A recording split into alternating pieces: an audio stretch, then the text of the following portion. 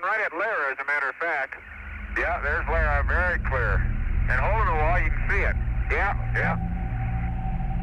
There's Horatio way over there where those blocks are. Yeah, that's Horatio. You're right on course, sir. There's a little depression we didn't talk about, though. No. It's between Horatio and Camelot. But it's a depression and not a blocky crater at all. As a matter of fact, the total block population has changed.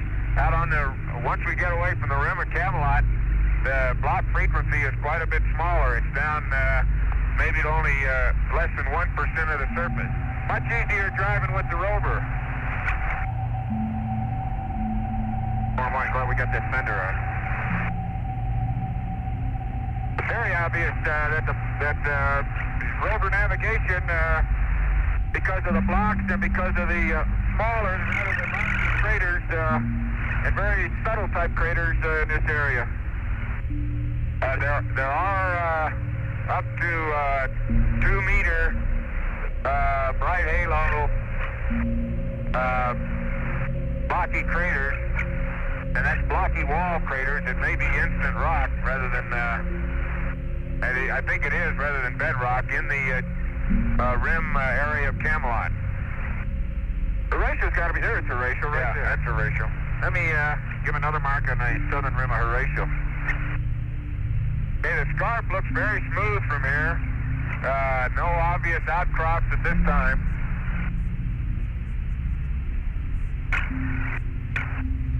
Don't seem to be penetrating to any bedrock in the area we're traversing now, just to the southeast of Horatio.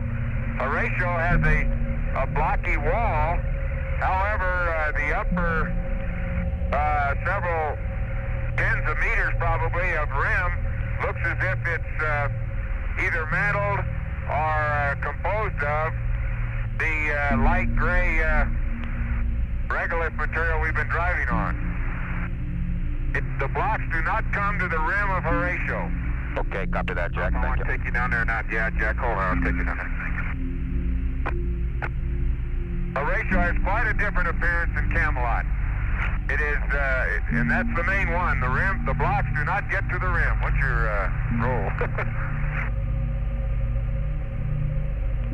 I know it's not much. It seems like a lot. It gotta go around that crater. Yeah.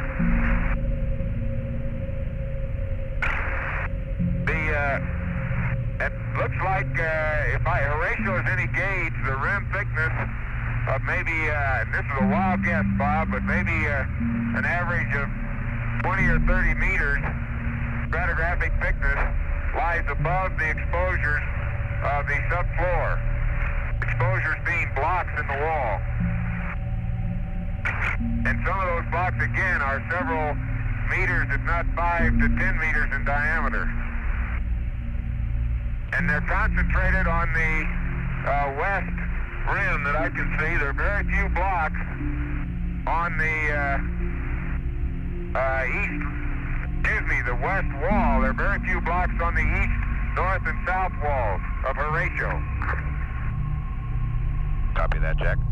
Okay, Bob, we're on the southern rim, 078, 2.3, and 2.0. Yeah, we're maybe 100 meters south of the rim. Actually, we're on the rim crest. We're 100 meters south of the break and slope into the crater. There's a lot of, it's an undulating, hummocky traverse terrain in here, Jack. Yeah. These little craters make it bumpy, but other than that, it's really smooth sailing. That's right. This is what I sort of expected the Dark Man to look like rather than what we landed on. Not more than 1% of the surface, and that percentage continues right over the rim crest of Horatio down onto the wall until you hit the big block. What's this depression? That's not, no, we're not the Bronte yet. No, I don't think, no, we're not a Bronte. Okay, 17, and how about an amp and mobility, speed reading?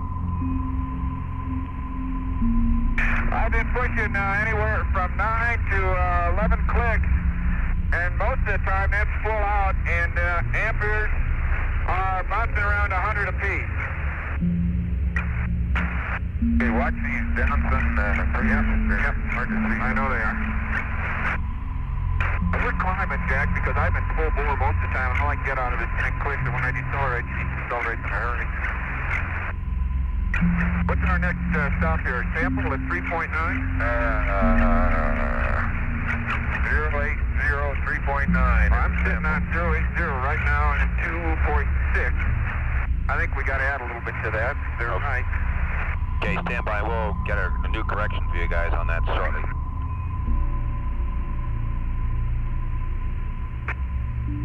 Okay, Bob, the surface is not changing. We see no craters that seem to penetrate into bedrock out in here. That is with blocky rims. And that's quite a contrast to the area we sampled at Station 1A yesterday. I cannot see in my field of view any blocky rim craters. Now, there are slight craters with fragmental walls and rims, but it looks like instant rock rather than the subfloor materials.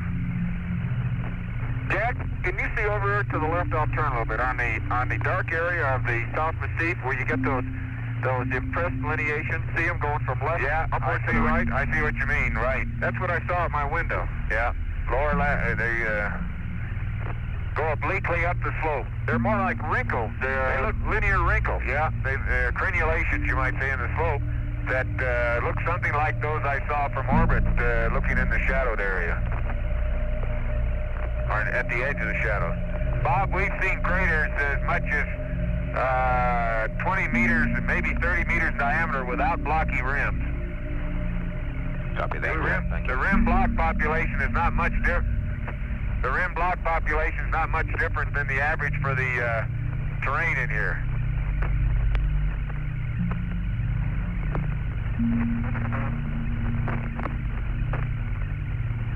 Well, I tell you, if we can't recognize a change in that albedo when we get onto that white mantle, I'm going to be surprised. Mark my words.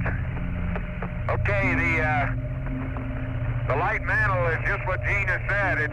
That's it right now. There are some very bright craters in it. They stand out, bright halo craters scattered over it that seem to be quite a bit brighter than anything we have out here on the dark mantle. See those blocks over there? That's the first different colored blocks I've seen. They're sort of gray looking. Over to the right a little bit. Darker gray. Watch yourself here. Okay, there's a crater with a big mass of block in the bottom. It looked like might be a secondary fragment from somewhere. Want to get a photo as we go by? Yeah, let's, can you swing a little bit to the right? That might be worth it. How's our time for traverse, Bob? Do we have time for an LRV sample? You're doing great so far. We're looking for that first LRV sample at about 4.2. That's in the light mantle if you can do it quickly. But it's, we're not planning on it. Yeah, let's see. Target of opportunity there, Jack. Can you get, go ahead. Okay, swing a little bit to the right now, okay? Right up across that little ray, okay? And I'll try to get a chunk of whatever. Okay, keep going. Look at that big flat face. Whoa. Okay. Let me get the switch off. 082, 3.0, and 2.6.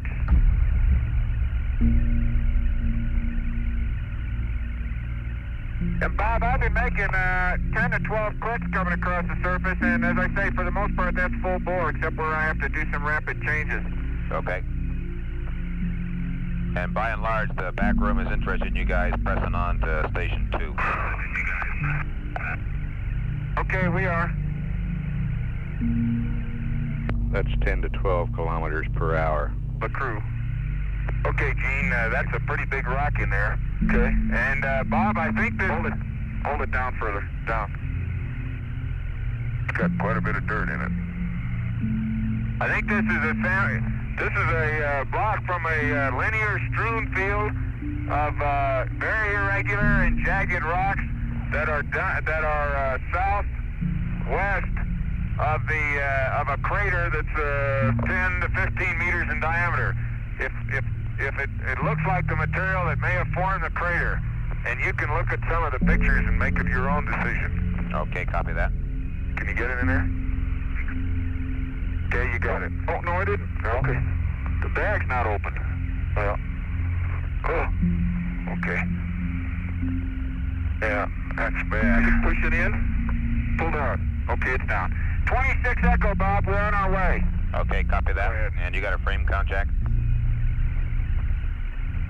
Oh, yeah. Let me, and I did get my locator here. Okay, I got mine. Thank you, Jack. Gene. And the frame count is 95.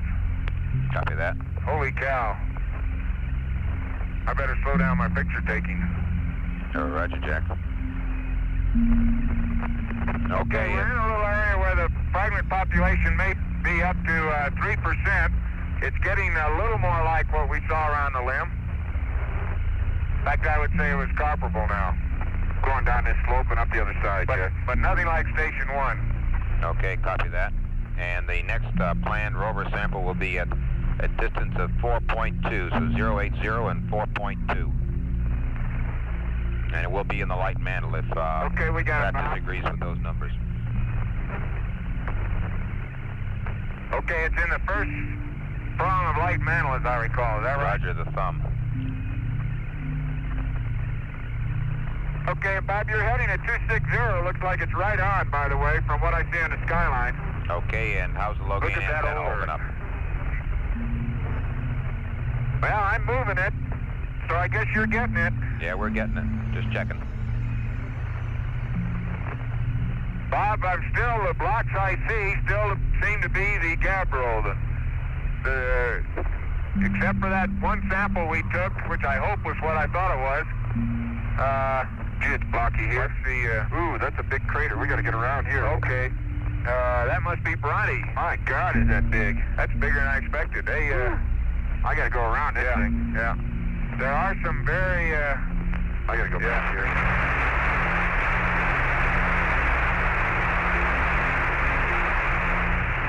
Rocks, grayer than the normal gabbro we've seen, that are have very large egg-sized vesicles in them. Watch it, you got one on your right. There you go. I got him. Yeah, don't mind me, Dean. No problem. That's all right, because some of those downspins are hard to see. I want to get off this slope. I wonder if I took a picture of that block field. I hope I did. Didn't be so automatic that I'm not sure what I'm taking. Okay, I'm going to go through the trench between on High Point and Saddle here. Okay.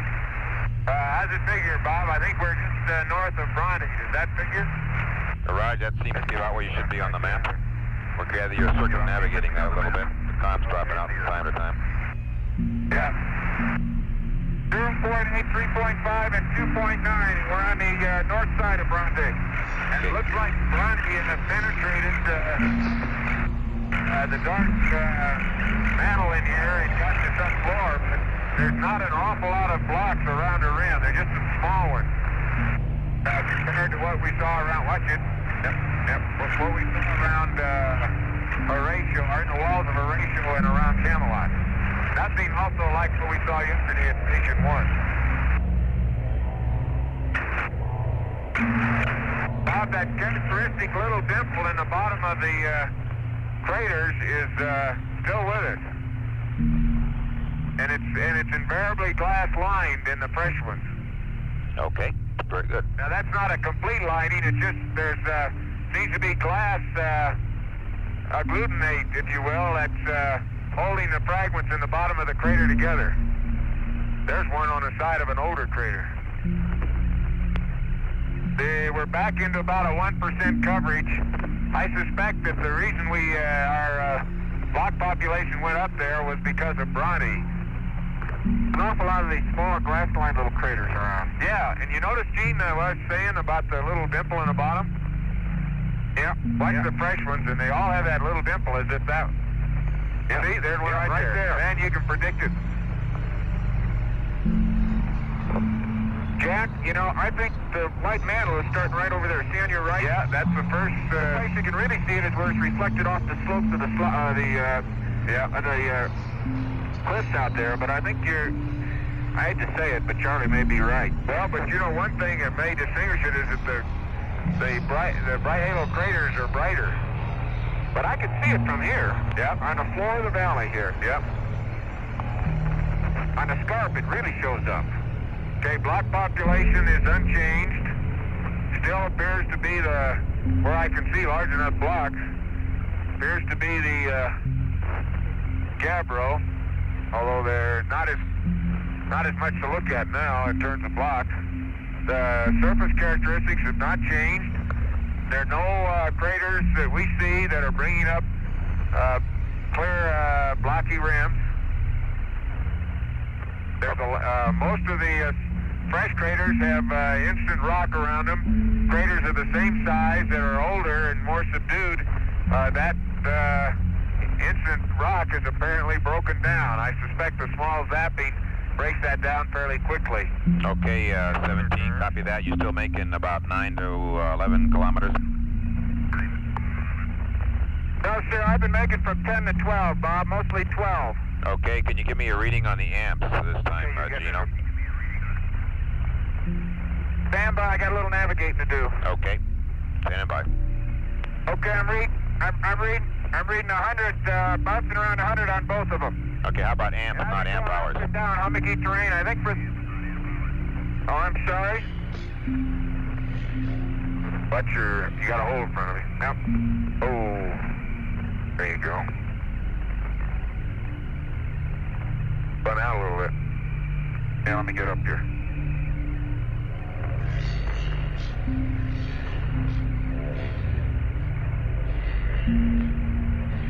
Good vehicle you got here. Yeah, it takes a little get used to though. Yeah. I'm not sure I want to go through many of those. No. Okay, Bob, I'll give you an amp reading as soon as I can. Just stand by for it. All right, you no believe hurry. my camera handle's coming on?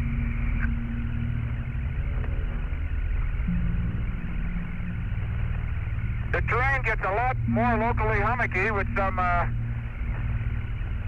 well-rounded rim, but very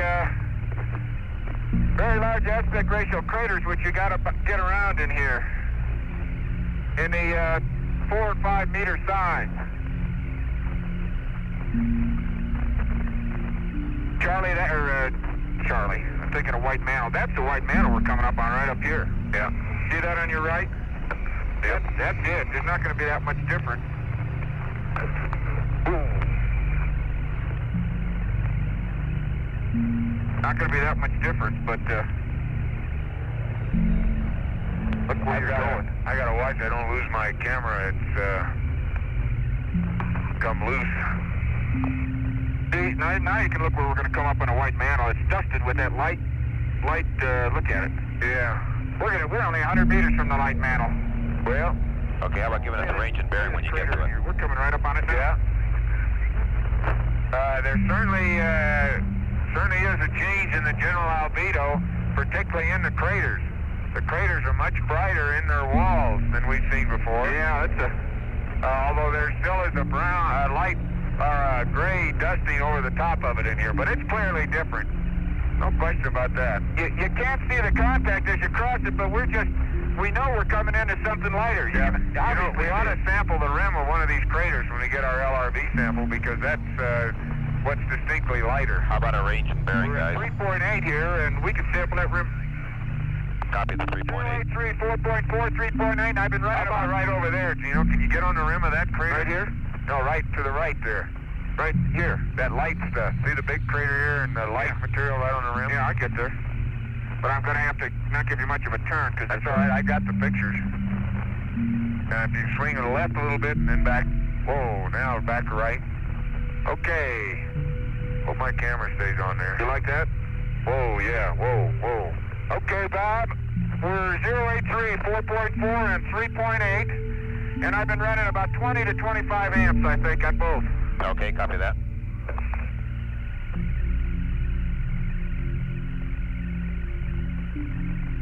We are in the light mantle. It's not a contrasting light like you might expect or like we're looking at on a scarp as the sun shines on it. But I don't think there's any question. Okay, yeah, craters are definitely, to penetrate into it are definitely different. However, the surface texture is unchanged. There may be fewer blocks.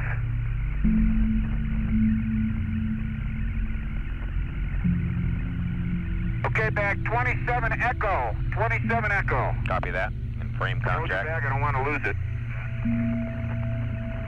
Stand by. Hold it up.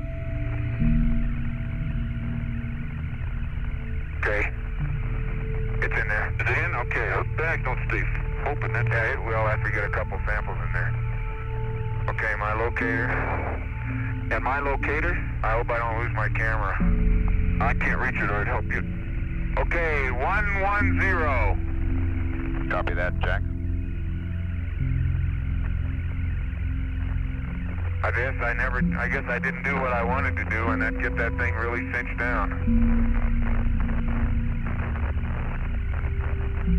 We're an hour and 32 minutes into this EVA. Couple of things is the sun angle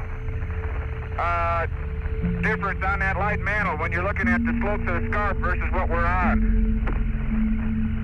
I hate to use a familiar term, but my impression right here is there is more of a raindrop influence than back at the lamb or in a darker mantle.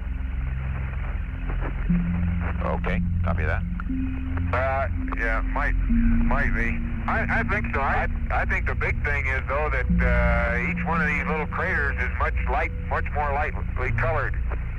But we're still not. There's no crater in view that has a blocky rim. There's fragmental rims based on almost certainly instant rock, but no blocky rims. You know, one of the reasons those craters look lighter is because of their sun angle. Walls of some of these little craters, it's same material that we're driving on, I'll bet. Yeah, there's instant rock right there, Jake. You're right. Oh, boy. The fragment population is certainly less than 1% in here. Now, when I say fragments, I'm talking about rocks that are greater than a centimeter in grain size. You know, it may be me, Bob, but it also is a little bit more difficult to draw it down sun in this area. Yeah, I think it is brighter, Gino. I was thinking that a minute ago, but it's hard to make a... I think your normal albedo is greater. There's some rocks now starting. Okay, the little crater still has the central pit. Okay, we're losing your comm a little bit, guys. Yeah, there's a few. Well, the right exit, two coming out. Yeah, there are a few blocks. They still look like the Davro, though. Hard to tell. A couple of them look to me like they had some very light crystals in them. See that? I'm afraid those are zap pits. They could be. I think I've been fooled by that too, and that's why I estimated the flash quite high. I just want to keep you out of those slopes, and I tell you, I get you in some to start keeping you out of them. Okay, we're getting a little more blocks in here. Of course, we're approaching the dark mantle again. Now, you can see the difference. You gotta look hard for it. But you see those craters out in there are not white anymore. I gotta get around that slope. Yep. Okay, you still got the hole in the wall picked out over there, don't you? Yeah, I got it. I'm trying to keep calm with them as I'm turning here. Yeah. And I've been keeping the thing on. I don't know if they're reading us, but I've been moving it. Read you loud and clear, guys. Okay, looking up on the South Massif, we've got real good views of the block-strewn fields. There's one that there seem to be two dominant colorations of the rocks. The light-colored ones, very light tan to white. And then there are the blue-gray rocks. There's one major outcrop of blue-gray about 1/6 of the way down the slope, the center of the field of view we have, and it looks very much like similar blue-gray rocks right at the crest, the highest point from our vantage point. Bob, you want another sample in the dark mantle here? Yeah, we want, as soon as you get into the dark mantle, and we're estimating at something like 4.3 or 4.5, somewhere in that vicinity. We're there. Okay, we're ready for that one then. Now let's, if you can, okay, right over there, and maybe I can get a rock with it. See that batch of rocks there? Right here? Oh, yeah. Swing it there. Whoa, now swing back over. Little more. Whoa, little more. Can you reach it? Now if you go forward. You reach it? Hold it. Right there. Okay, Bob, 082, 5.0 and 4.3. Copy that. And CDR is 3.85 and about 70% and no flags. Okay, thank you, General.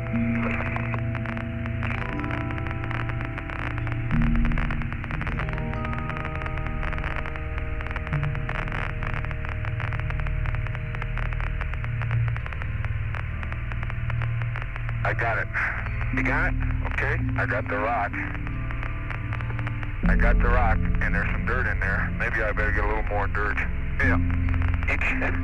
You don't have any trouble getting dirt. Can you see in there? Is there a fair amount of much soil? No, a little bit. Okay, I'll get this soil. A couple teaspoonfuls. 28 echo, Bob. Say again there, 17. 28 echo. Copy that.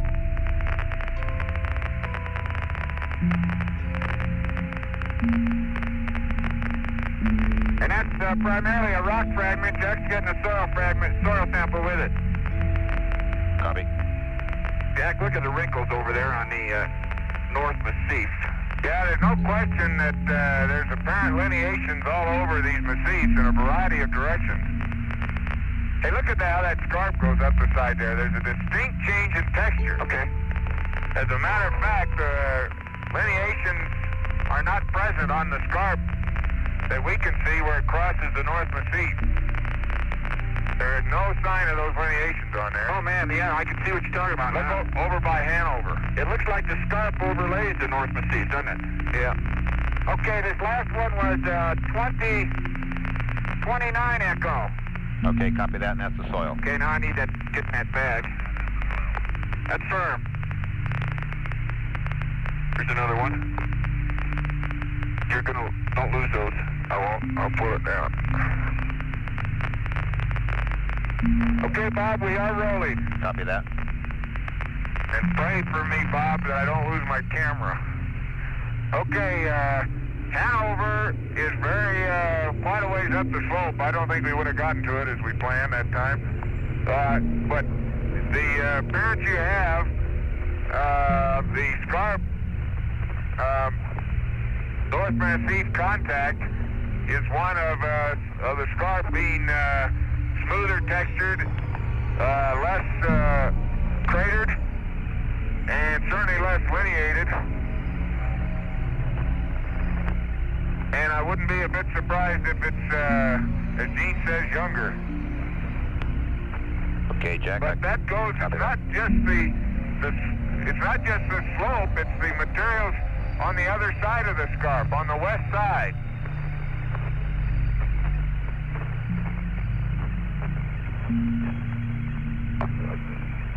Okay, I'm gonna have to really ease up on pictures. I forgot to give him a frame count. Yeah, we did get a frame count. You want to give him a frame count there, Jack? Okay. Well, Bob, the problem is every time I take my hand off, my camera loosens up again. Okay, I copy that. And our estimate is that if you continue to go between 50 and 100 meters between frames, we'll make it.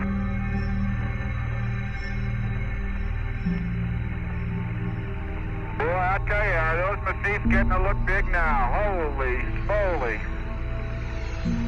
That frame at the LRV sample was about 115.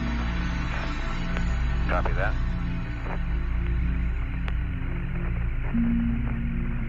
I'll tell you, that scarp looks nice over there too, doesn't it? Yeah.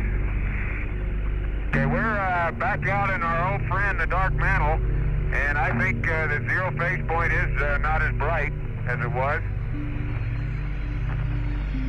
Passing a small crater, but the block population is still way down there in about, oops, what's that one? About 1%. Man 17, for your benefit, we're showing you a very good net mobility rates here, and things looking quite good.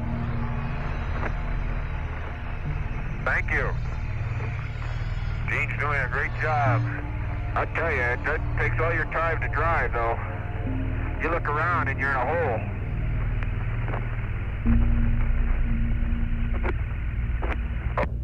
another small crater, instant rock with the same little pit, a spattering of glass holding the pit materials together. None of the glass linings look very coherent, Bob. They mainly just seem to be a sprinkling of glass that's helping to, or coating the instant rock. Okay, I copy that, Jack. We're in contact with America on the 28th revolution. We still don't have all the craters out at about 10 to 15 meters in diameter seem to have somewhat more blocky material in their rims, but they're not clear cut blocky rim craters. And here's one that's probably 50 meters across that has a fair number of blocks in the bottom. Looks like it might have just about gotten down to where the gabbro starts to be abundant again. Okay, I copy on that one, Jack. Going 12 o'clock, and I'm going to work my way up the hole in the wall from there on up. I think that's good. Take a long, easy turn at it, yeah? Got a hole in the wall, Bob. It's very long, very subtle, very gentle slope. We'll just have to give you more work when we get there. Okay, we're anxiously awaiting him. How about a range and bearing while you're at it? 12 clicks most of the time. Okay, 0, 2, 5.6, 4.9. Copy, 4.9 on the range. And about 20 to 22 amps most of the time. Okay, we're losing a little bit of low gain there, Gino. Yeah. I think you need to fill it up a little bit, probably undershooting here. I don't know. Well, our pitch angle changes all the time, that's the problem. Bob, I've been within 10, 20 degrees of you the whole time. Okay, Bob, we're not in light mantle, I don't think. Maybe we are. I think we are, yeah. I think we are. Going to my geology map. No, I guess we are. I was going to say the craters were wider than they had been, so we're back in it. And I think the phase point's brighter too. I think that place where we had those small blocky craters was in the dark mantle. They're not evident here in the lighter stuff. Yeah. Boy, is that getting big. Woo! Hold on. Woo! Oh boy, that really gives me a strange feeling. Yeah, gives me a strange feeling too. Those are not intentional. I understand. I'm not sure I got enough guts to make them intentional. Man, everything's getting to look big the closer you get.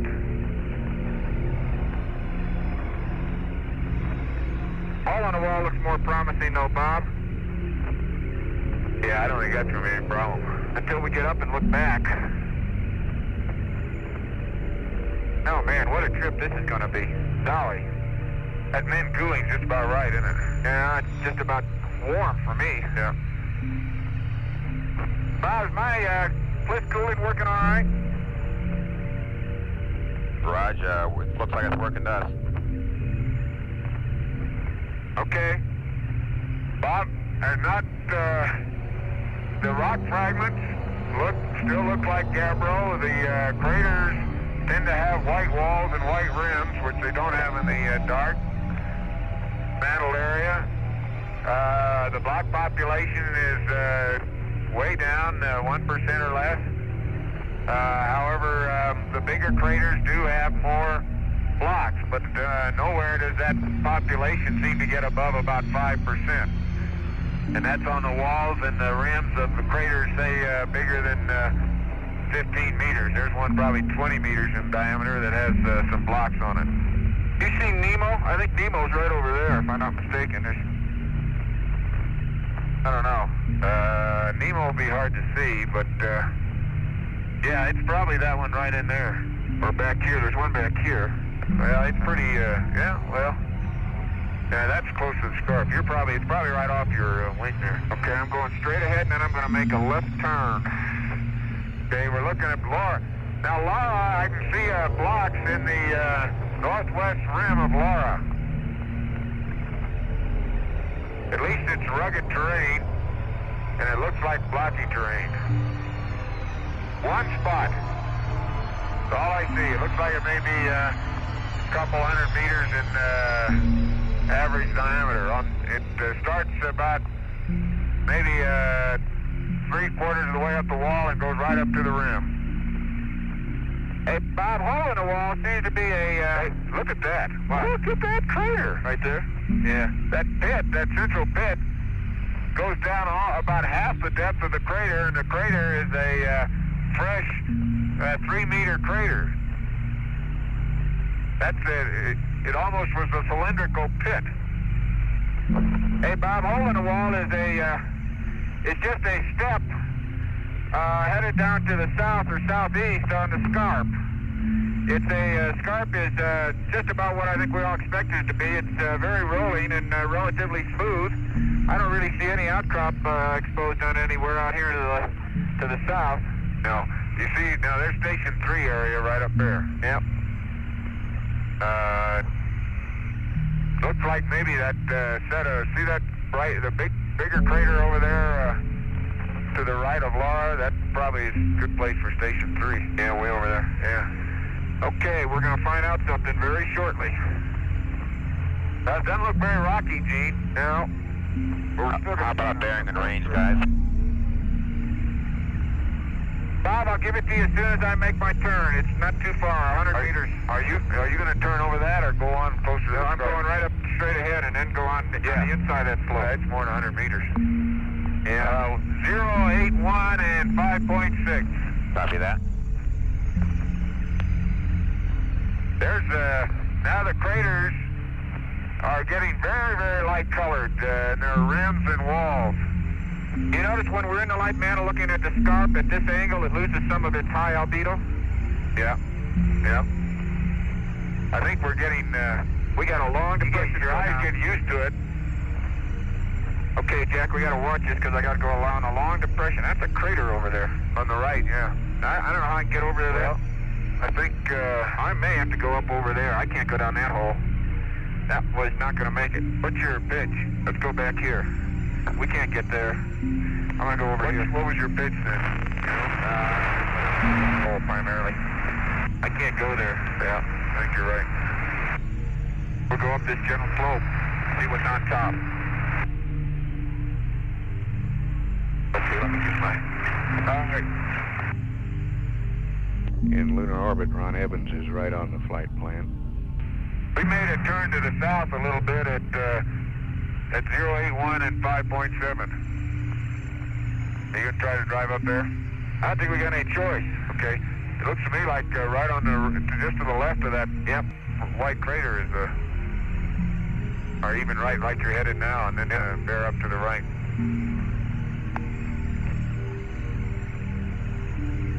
Find out how this thing climbs in a minute.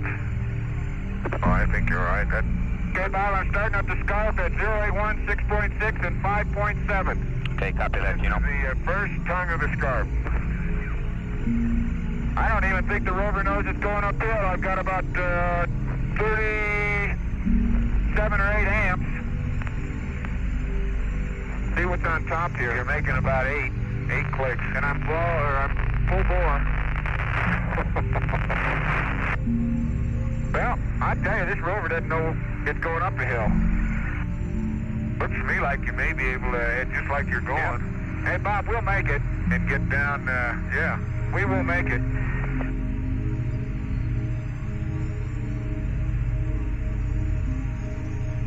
Get my antenna adjusted.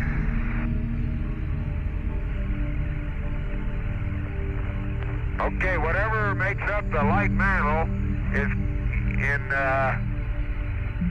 at least the instant rock that it forms is much lighter than anything we see. Those fragments probably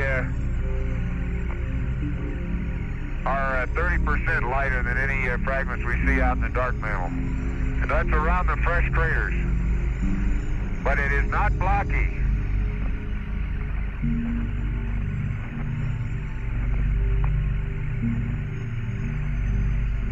Bob, Bob, are you still reading? Roger, read you loud and clear.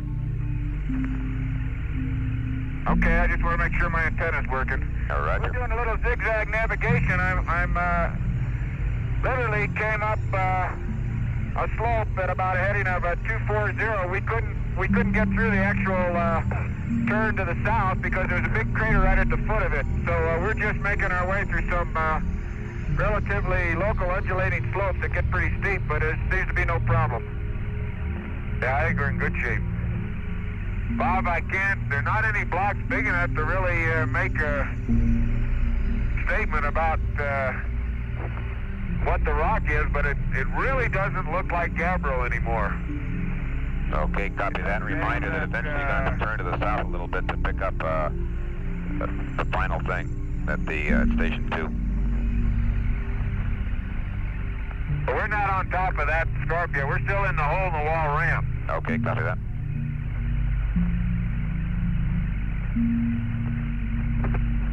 Bob, as far as lineations in the soil or on the surface that are observable at this range, I don't see any. I think there may be a finer raindrop pattern on the light mantle than maybe there was out on the dark, but that's awfully hard judgment to make. Okay, copy that. How you doing, Gio? Doing fine, Bob. We slowed down between about 5 to 8, maybe 5 to 10 clicks most of the time. I'm gonna head right up there, I think. Get around this crater. Pretty healthy roll you're gonna have here. Yeah, I'm gonna head more straight up the hill. Once I get up on top, I'll be all right. I'm gonna head down in this hole and then up that way. Yeah, I think good. I don't mind pitch, but I sure don't like roll. I don't either.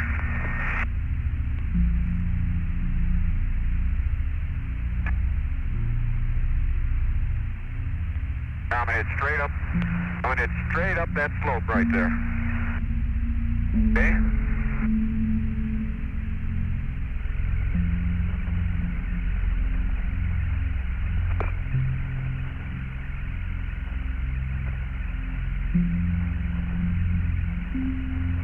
Ron Evans performing infrared, ultraviolet, laser altimeter experiments.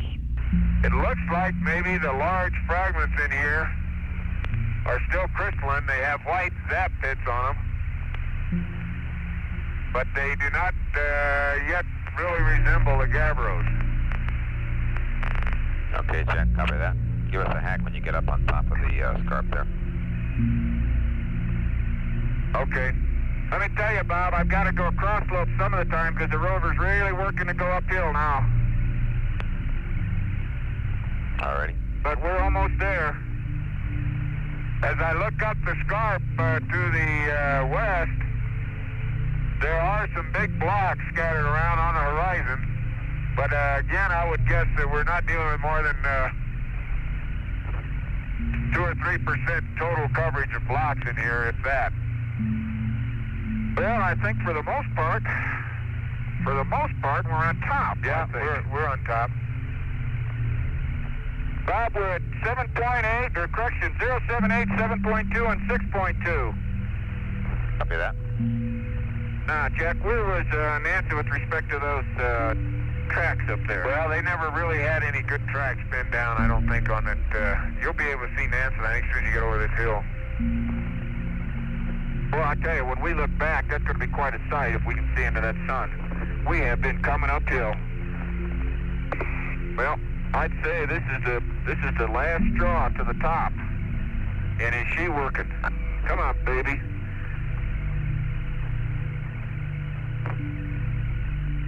Okay, I think you better, I'm going to try and get over along the base of the massif now. Yeah. Head towards that track area there anyway. There are a lot of boulder tracks coming down from the blue-gray rocks, Bob. We'll see whether or not we're going to get to those tracks at Nansen. We might want to move over to the track and see if we can find the boulder that made them. Okay, if they're in the vicinity, that might be a nice idea. Where those tracks come from. And we gather you're slowing down to about 5 clicks now, kind of with this last rise. Yeah, I'm back up to about 7 to 10 now, Bob. That's the slow down is because that's about all it'll take. Bob, I have the impression that there is a dipping zone of blue-gray outcrops or block concentrations up there on a massif that trends from the high point just beneath the earth, cross slope, and probably is, at least apparent dip is, I don't know, 10 or 15 degrees to the east. It looks like those outcrops may match up along that trend. Okay. Yeah, coming in right along this ridge, because I think that's the depression we're talking about. Yeah, that's Manson down there. Right, where you looking? Right there? I think right below. I think you're right. I think that's it. Let me get over here, and then I'll head a little bit to the south. Yeah, we're a little more west, I think. Yep, I think you're right. Bob, 7.8 and 6.5.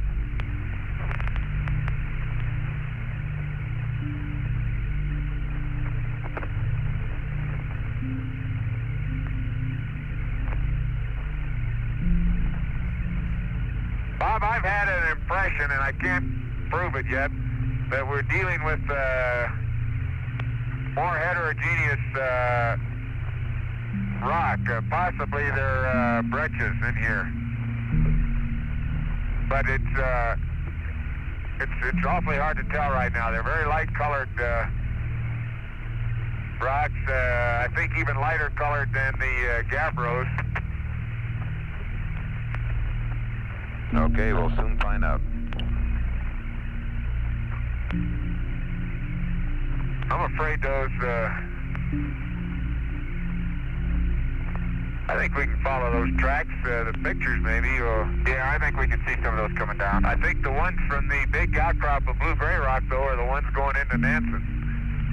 Bob, my best guess, let's see, 077, 7.7, 6.6, is that we're coming up on the northern side of Nansen. Okay, we copy that, Gina. And let me tell you, this is quite a rover ride. It sure sounds like it.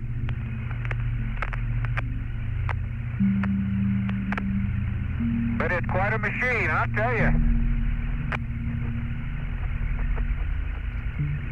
I think it'd do a lot more than we'd let it. That's right. I think that big crater up there on the side is the one that you can see in the photographs just above Station 2. Yeah, I think if I come up here to a hard left turn, you unbuckle your belt, you'll roll right down in the bottom of Nansen. I'm afraid you're right. Okay, and remember we're going to about 068 and about 7.4 will be Station 2. At least that's our estimate. Bob, okay, there's Nansen over there, huh? Well, I think so. Yep, I think you're right. It's got to be it. Gotta be it. Yeah, Bob, I think we're into a breccia population now. I think the blocks in the light mantle are largely breccias. They're modeled in their characteristics. The white zaps do not seem to be nearly as apparent. They tend to be chalky when they get hit. At least in the large craters, the walls are chalky looking.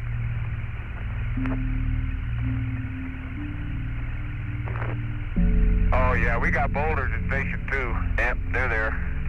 Yes, sir. Boy, I tell you, if I hang on to this camera until you stop and can tighten it up, it'll be a miracle. Bob, how long have we been driving? Stand by, and we estimate you got about 1.5 kilometers to go, a little over 1 kilometer anyway. Stand by, we'll check on the time, but you're doing now, great. Now, how long have... We're 2 hours into the EVA. Man, this has been a trip. Man, I tell you, we're really up on top of this thing. You guys been driving 64 minutes, and that counts for time to stop and deploy the charge and pick up the rover samples. Hey, Bob, we are very clearly going downhill now into the trough area that surrounds the massif, or between the mantle and the massif. But the trough is much greater extent than just Nansen scale. It's probably a kilometer wide. I never realized that it was so much of a depression in here. Okay, how about a range? I'm not sure we'll be able to see the limb. 0748.2, 6.9. Oh, we won't be able to see the limb from down here. We'll be too low to see it. Fact is, I don't think I can see that far.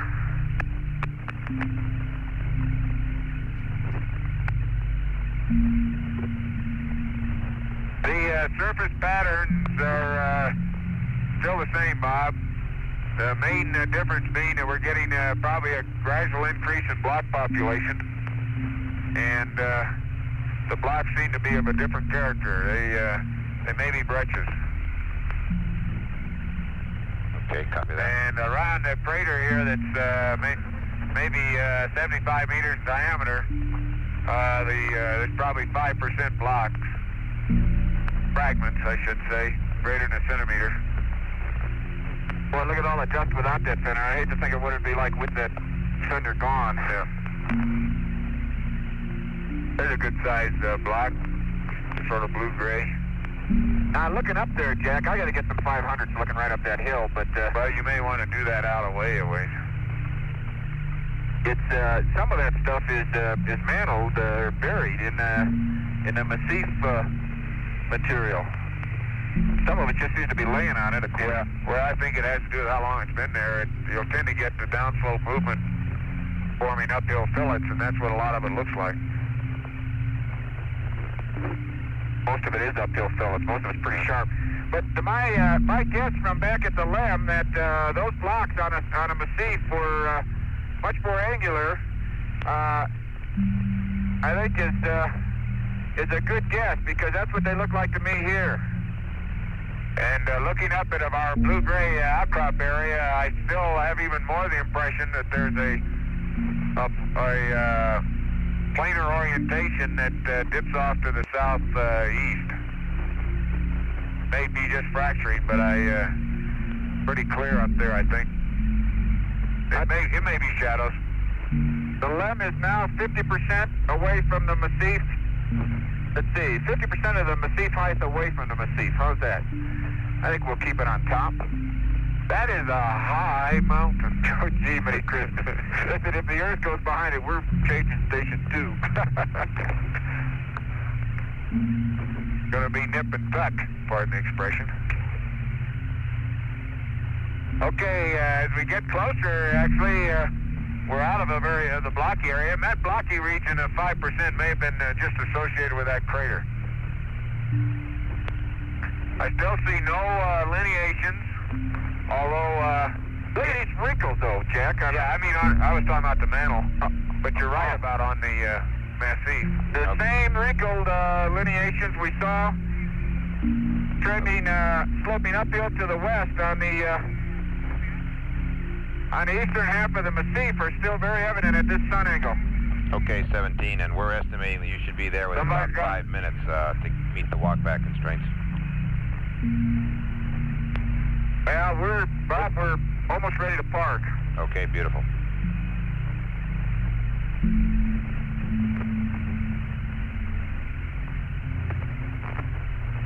Well, I wouldn't have gone so far as to say that. Well, we're getting close. I'll give them their 5 minutes. We'll make it by then. Bob, the boulder tracks are really just chains of small craters, for the most part.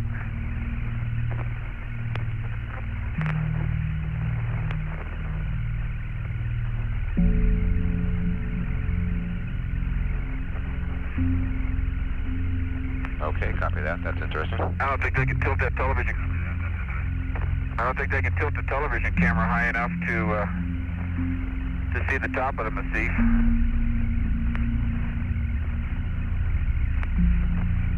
Jack, we're on the edge here, but I don't know if is that. Now let me go up here. No, you're doing great. For 071, 8.9, and 7.4. See, there's Nansen off to my right now. Yeah, I just want to make sure that I'm not driving down a hole here, which I am, but I don't want to drive down Nansen. No, you won't. The saddle, the end of Nansen's over there near those blocks. Right over there.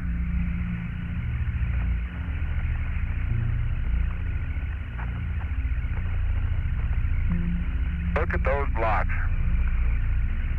Unfortunately, the good boulder tracks are over into Nansen. Going on here very slowly. I think station just about anywhere near the big blocks. Yep, that's where I'm going to put station 2. That's where I'm going to put it.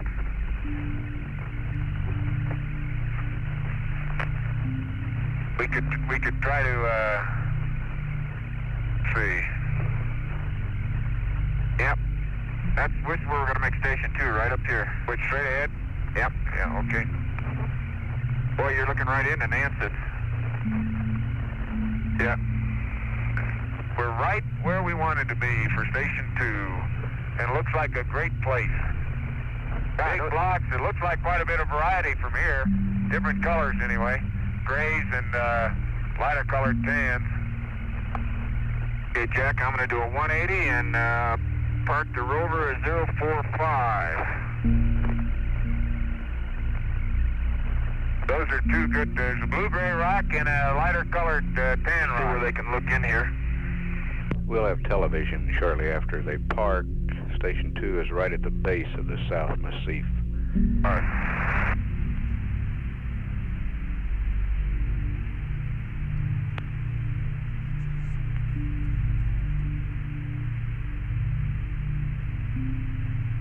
Bob, you ought to have us again.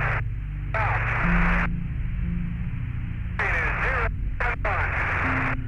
9.1, 7.6. Are you reading, by the way? Roger, read you loud and clear. Okay. Let me get undone here. Amp hours are 98.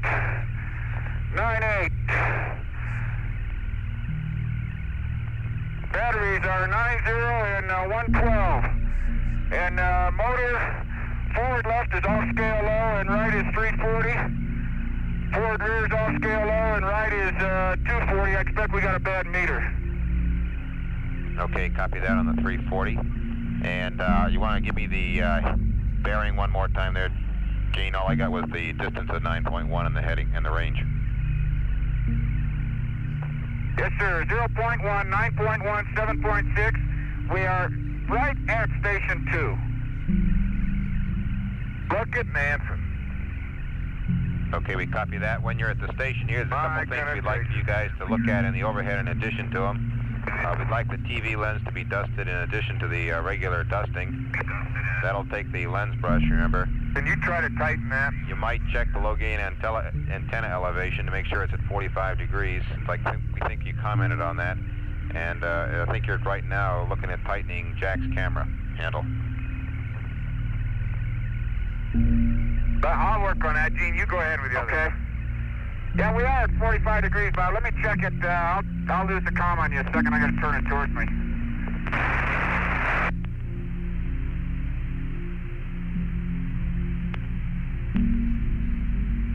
Locked at 045.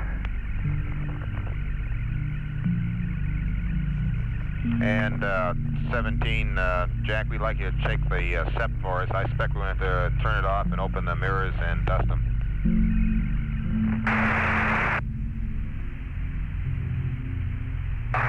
Well, when you get this picture...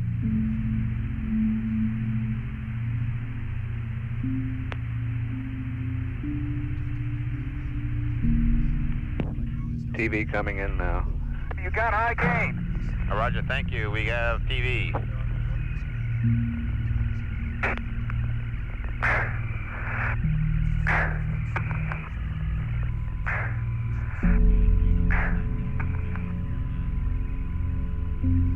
Gino, we did not get a good bearing from you guys. We might also check the LMP's camera. Okay, I'll give it to you again. That's fixed. Oh, you mean for pictures? Roger. Okay, LMP.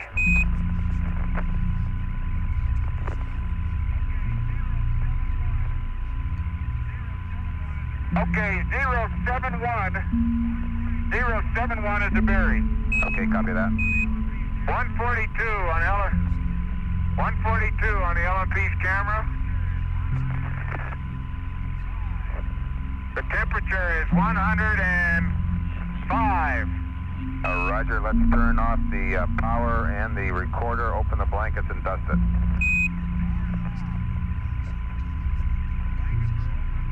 Power's off. Blankets are open. And Gene, you'll have to dust it. I'll get it. I got a lot of dusting to do here, Jack. Okay, let's see what we got to do. And Jack, I presume when I said that you turned off the receiver, didn't you? Not just the DSCA? That's firm. I turned off both switches. That's what I thought. Thank you. Oh, my scoop. My scoop just came off. That's interesting. I better check the rake.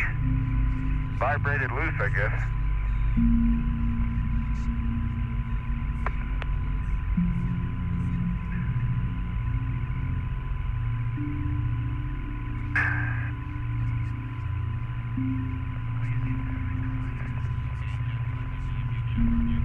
I get these battery covers. Okay, and Jack, we'd like an EMU check on you. Stand by.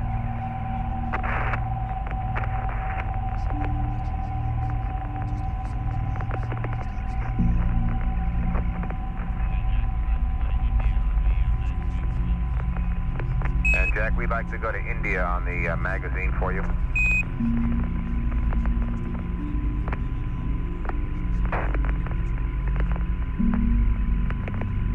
Gene Cernan in the foreground.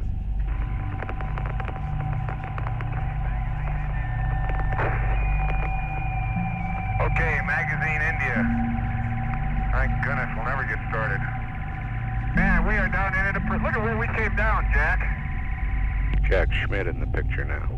And that was just one of the hills. Gotta go back up and then down some. Hey, thank you for that fixer on the fender, by the way. Because I'd hate to see what it'd look like without it.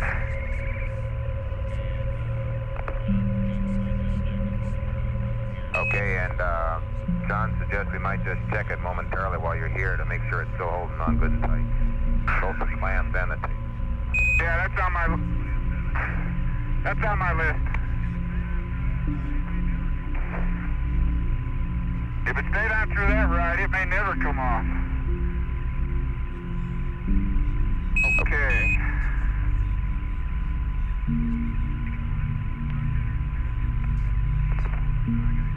You got a lid brush in there, Jack? Yep. Hold it a minute, I gotta get the step. You want me to dust the step? Is that what you said? Yeah. You want the covers open? They should be open and dusted. Okay, the step is open. It's about 100 degrees. 105. 105, okay. And it's dusted.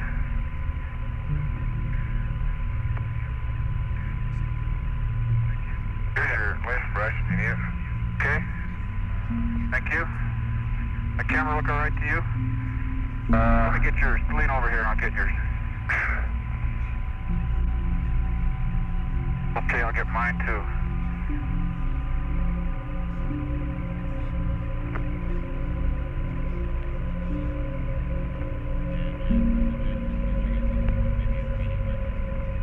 And Jack, we're suggesting that you get a little warm. Maybe intermediate might help. Bob, I feel the same way, but I want to get this camera fixed. Okay. I mean the film changed. Okay. Can I change your oil? Thank you, Dino. It looks much better.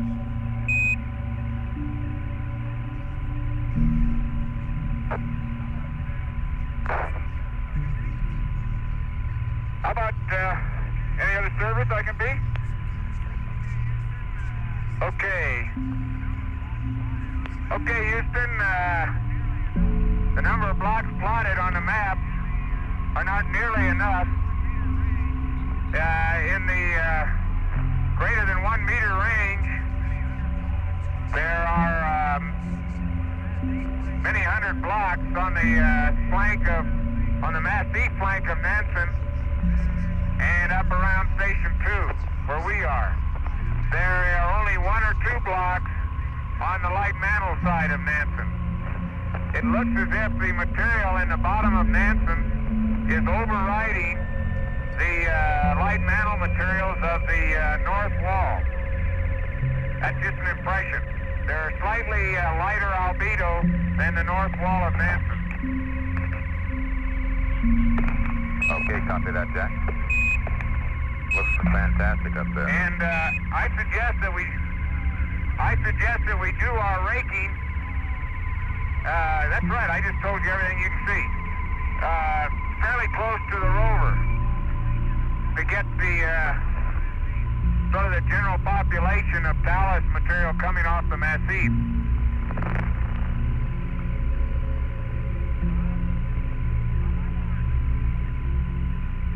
Bob, on my mark.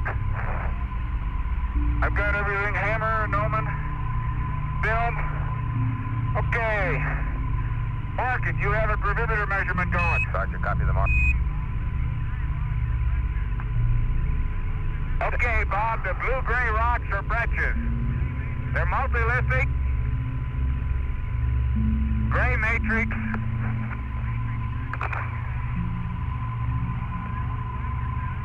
breccias, I guess. There are fragments in them, but it doesn't look like more than about 10 or 15% fragments. Some of the light-colored fragments seem to have fine-grained, very fine-grained dark halos around them. The zap pits do not have white halos, so I suspect they're not crystalline. They might be vitric or glassy breccias. At least the one big rock we have here. Copy that. There's a rough, very rough foliation in them. And I'm not sure it's shown by elongate knobs on the surface. It looks like a fracture foliation of some kind.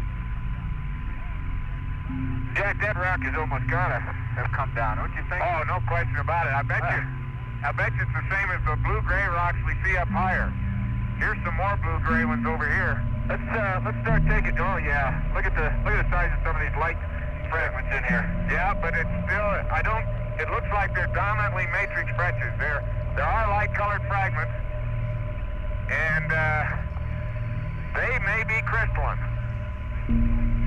Okay. Yes, they are. They're very light-colored. They look like the shattered anorthosites. They have white halos. I think that's what those fragments are. Jack, let's get a piece of this one right here. Okay, biggest one here. Set her up. Hey, this is the blue-gray variety, Houston. Okay, copying that.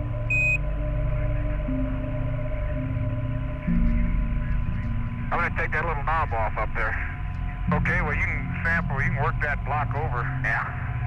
We can get several examples. We ought to sample across that layering, actually, that foliation.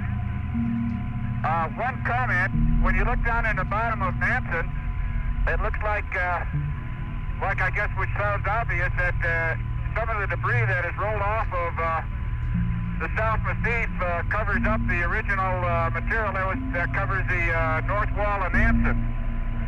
There's a distinct difference. You've got that very wrinkled texture in the north slopes of Nansen, and you've got the South Massif debris in the south slopes of Nansen, and the debris, of course, overlays the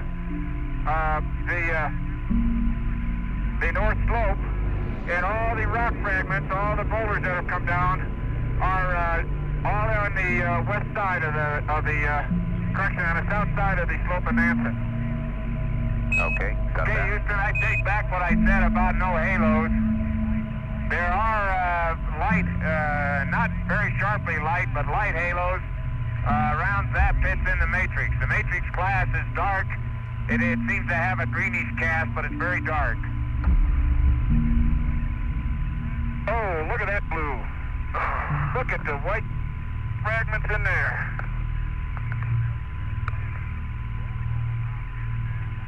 Let me come and help you there. Man, there's some boulder rolling rocks here, Jack. Okay, don't wreck the fillets. There's an overhang we got to get into. Okay, 514 is the, okay, I'll take it back. On the fresh surface, these look like fragment breccias, although the fragment size is fairly small. They're dark gray fragments and the light fragments we talked about. The gray ones are very fine-grained and dense, although I see flashes that indicate they may be crystalline. The light-colored fragments are as I described them earlier, I think. 514. Okay, Jack, if you can get yourself away in the middle of that sometime to give us an EMU readout, we'd appreciate it. We haven't got that yet on the EVA. Okay, I'm, stand by, Gene. Got a rock to go. That's from up higher? That's a little higher. See that chop? Okay, the first rock was from about 514 was from a meter above the base of the rock. 515 from about 1.5 meters. Here, can I get this in here?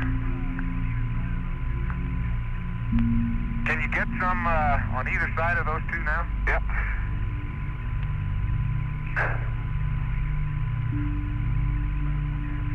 Okay, you're open. I'll leave you open for a minute. Well, okay, just so they don't fall out. Am I in? No. Let me get this other one. Okay.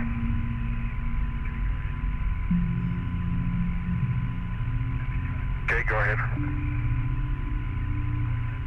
Let me try from back here. Of course, that's a north-south overhang. Yeah. That one? Yeah, you're facing right into the east. Yeah. I don't know if I can get a piece back here or not. How about right where you're short? Yeah. Right here? I get that. Yeah, that's good. Oh, beautiful. Hit the gnomon. Well, it didn't move. It just tilted it. This it? Yeah, that's it right there.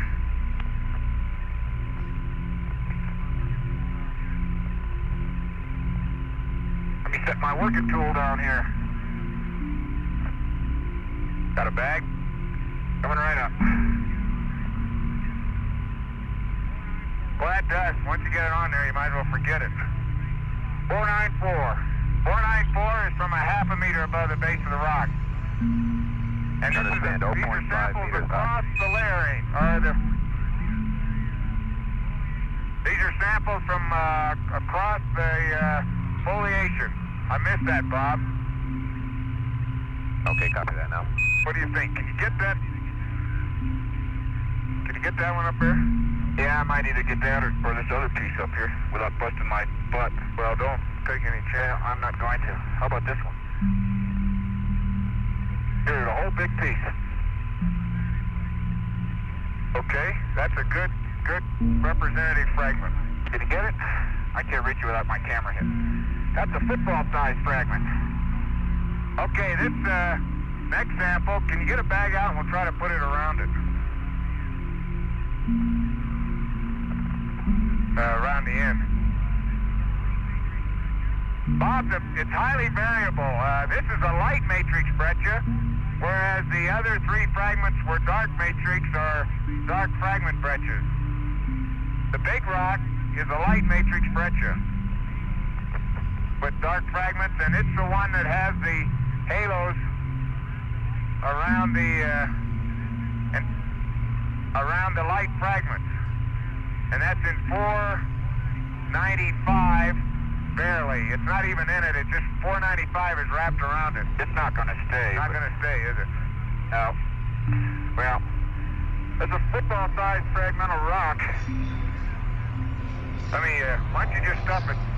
See if you can stuff it in there with the bag down. Yeah, we'll be able to identify it when we get 495 when we get back. Okay, it'll stay. Okay, we copy that. Well, yeah, it's on it, face down. You guys see any tracks coming down to these boulders? Do you have any feeling that these, you can place these that way? Bob, unfortunately, no. The main tracks are out into Nansen, and I don't think we can get over there. Okay, that's those biggies that we see on the map, so. Visual reason. Yeah. Coming up, I was looking, and there's no obvious tracks coming down here. What's your shadow, Jeff? Yeah, I'll get it. Wait a minute. That Noman is probably not... Well, that's right. You got stereo earlier. Yeah, I reset it. The Noman was moved a little between the samples. Okay, we copy that. You need to take a vertical pan. Yep, I'm cutting it off. I'm getting it off. You getting a flight line? I'll get a flight line this way. Post-sample flight line.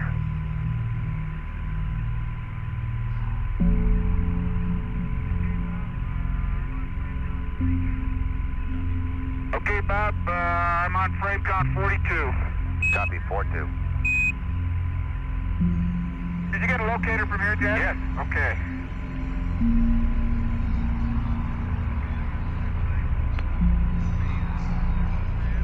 Okay, I got flight line on the north-south trend. Gene got east-west. Gonna get that sample under there? Yeah, we gotta get the soil. Hey, there may be an overhang. Hey, look at that rock is fragmented. Let's see, but it's east, it's south, east, northwest. There's a split. Yeah, that one right over there is okay. You want to get, hey, did you want to get this? Yeah, I'll get that. Just fill it. You got it? This is a fillet from underneath the rock. Roger, and an update on the rake samples when you get around to it. We'd like to get one up on the massif slope as much as you can, if you can get over to it, and then the second one down near the rover if you can get over to it. And then Okay. Okay, Bob, this fillet is up underneath an overhang. I got it from about... I got to get uphill from you. It's about, that's good.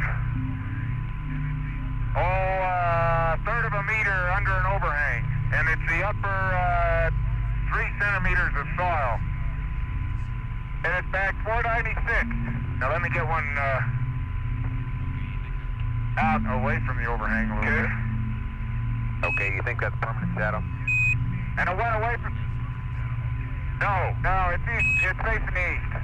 Okay. Okay, and a sample down to a depth of about 5 centimeters, about 2/3 of a meter from the boulder. The south side is in 497. Copy that. Now let me get a skim sample, Gene, okay?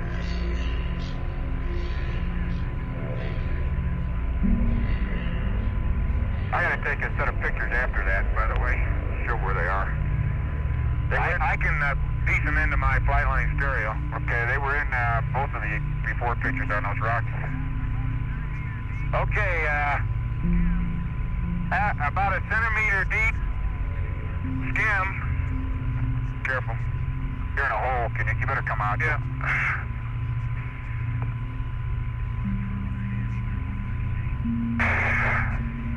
Boy, that's hard on the hand, even in 160. Okay. And that was... Okay. You know, I didn't park that rover at a very good spot for them to watch what's going on, I guess, but that was the heading. Shoot, they're missing all of it. We didn't work in the right spot, that's all. Every now and then we get a peek at you guys, but only every now and then. Okay, Sorry, Bob.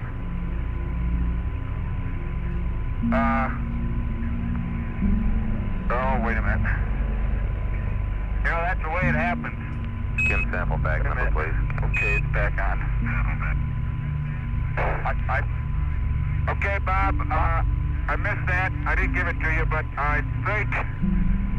Well, the next bag I take out, you can check the nut. Well, wait a minute. I'll do it for you. No, it's okay. I'm almost positive it was 498. Okay, we'll put that down. Yeah, I did too.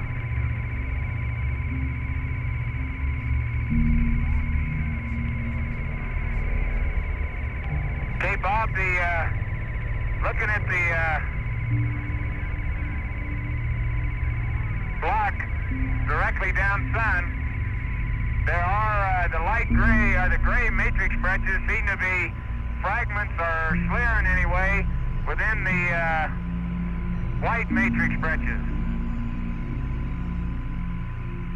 Okay, I copy that. And I got a couple pictures down sun to show that texture. Okay, and one thing we'd like to do would be to sample a variety of blocks in terms of looking at differences in the blocks from block to block. Right, we're going to do that. We're going after a lighter colored block now. You going up there? Yeah. Okay, and if you're going up the massif, why don't we try and get the rake sample up there now when you finish these rocks? Hey, Jack, don't come up here unless you bring the rake. It's a long trip. No sense coming around twice. I can go get this sample. I'd get the rake if I were you. Don't walk back up twice. Well, I'm not sure they're going to gain anything by coming up to the top.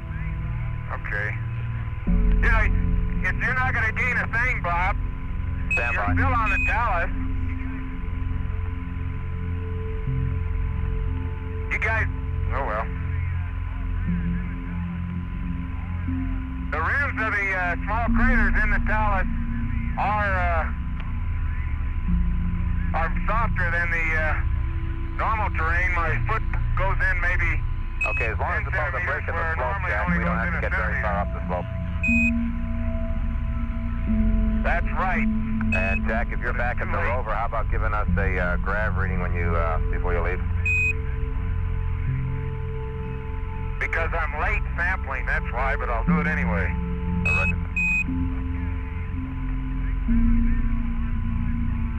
Okay. 670-155-201. 670-155-201. Okay, copy that, Jack. Press on. Okay, Bob, I'm in another boulder up the slope here. It looks quite similar to what we just sampled, except there's a lot of plate fractures on it. Non-uniform, non-directional, but quite different, at least from that other rock in terms of its fracture pattern. The texture looks to be quite similar. Well, I'm glad I don't have to walk to the top of this thing. Hey, look, Gene, on these rake samples, there's just no point in carrying a rake all the way up here. Negative, Jack. Because As long as you're above the break break and and slope. as long as you're above the break and the slope, that's right. Well, that's all right. It's being done, but let's watch those kind of calls, please. Yeah, they can't appreciate the toughness going up the slope, though.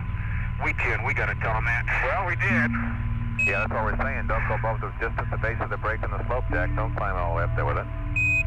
Oh, relax. Okay, we're all set, Bob. No problem.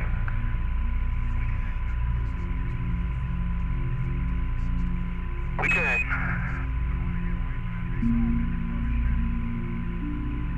We want to get away from that big rock because it's probably shitty. Hey, that's a different rock, Gene. Yeah, well, it looks like the same texture, but it's got that flaky fracture pattern all over it. I'm going to get a stereo while I'm at it. Yeah. This ought to cover any samples I take off of that thing.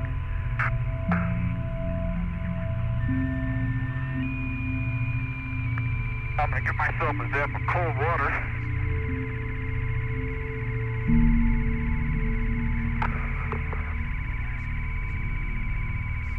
Man, we got to be a million miles away from the lamp. Okay, this is a crystalline rock, Houston. It's got nice white halos around the zap pits.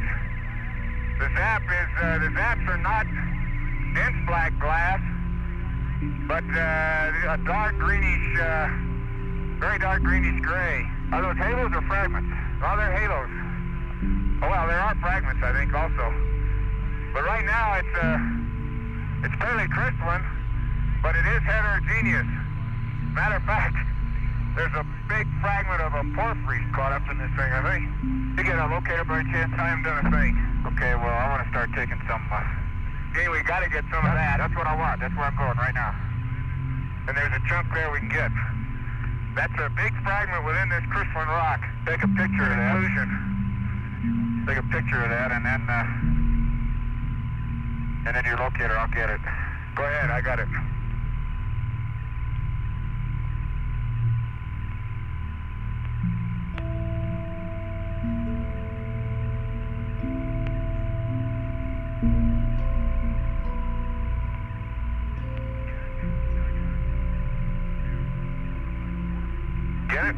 I got it. Beautiful.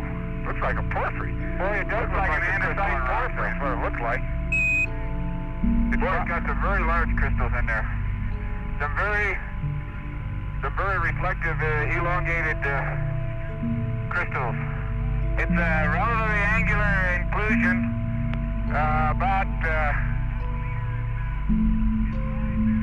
it's about a half a meter in size, and it's a square cross section. Well, it's irregular, but generally square cross section. It's in bag 516, and it looks like it's a high feldspar rock. It may be an anorthositic gabbro, but it does look like a porphyry. There's a big chunk where I've got, I can't get it out though, it's buried in a rock. A very, half an inch, elongated, I can't see whether they're colorless or not, but they're certainly reflective crystals. See that up here? Right there? Yeah. And then in the big rock, you got massive things like this big fragment here that's 5 inches across. Well, that may be a spall point, Gene. That's a lighter color in general because of a zap or something. Let me get some. Yeah, we need to get some of the host rock here. Okay. We got a piece here. Okay, now you're still sampling what we just got, so we get another one. Okay, the same kind of the contact of that rock looks like it might be finer grain. But it's about the same in 517. That's the contact in the inclusion side of the contact.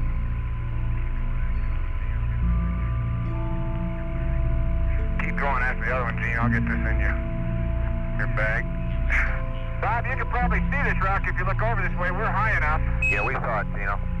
Quite a goodie. Okay. Let me see if I can't get this one here. There it is. Okay, the host rock for the inclusion, which appears to be also crystalline, but may be a recrystallized rock of some kind. Can't see it too well. Metamorphic. Also looks like it's high plagioclase. High feldspar anyway. That's in bag 518. And that was a loose fragment, fairly loose but in place fragment along a fracture zone. Okay, just a minute, I'm going to try and get the rest of it up there. Okay, 17, and for your thinking in the next few minutes, you might also factor in the price in the back room raises about taking 10 minutes out of station 4 and adding it into this station, given the wealth of interest that seems to be occurring here. You might think about that. You haven't been to station 4, so it's a little hard to judge, but if you think 10 minutes can be very profitably spent, you might as well do that. Okay, Bob, we'll think about it. This is a medium green anorthositic gabbro, and it looks like it has some pastel green olivine crystals in it. You get it? I can't get any more of it, Jack, up there. I can't reach it. Okay, and that small chip of that is in 519. It's the same host rock, much like the previous sample. There's a good sample for you. Okay. And another chunk of the host. Oops, be careful. Yep. It's still there. Yeah, I got it. I need to get rid of this. Okay. That's in there. I haven't closed your bag yet. And we got to get one soil sample up the hill here. Oh, we're going to get the rake. We only got a soil sample, though, up here. So we'll get the rake sample right over here on this slope. Where did that thing go, Jack? Right here. Okay, was that last sample in 518 as well? That's it right there. No, we haven't put it in yet. Okay. Bob, that'll go in 499. Copy that. You get it?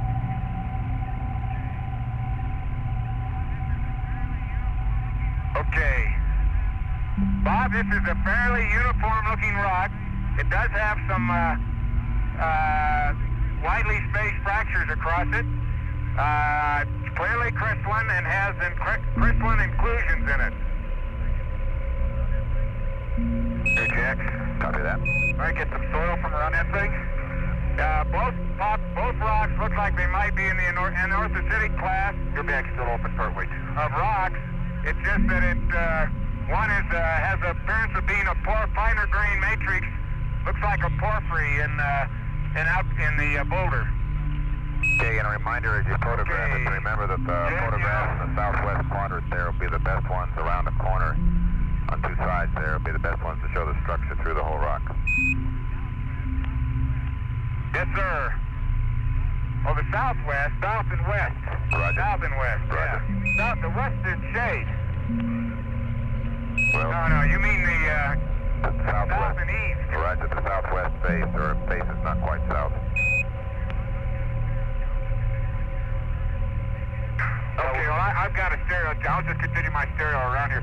Hey, Jack, you can get way under there, and I know you can get soil. I don't know how long it's been shadowed, but it's been shadowed as long as this rock's been here. Okay, I'll do that. Way out under there. I've got a stereo, this one. I've already got it. Well, I'm getting it from this way, and they like that. Did we kick any dirt in under there? No.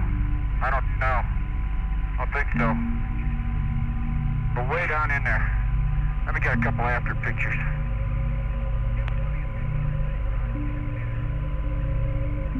Yeah, we want to get two sides of these rocks, and you can see their structure.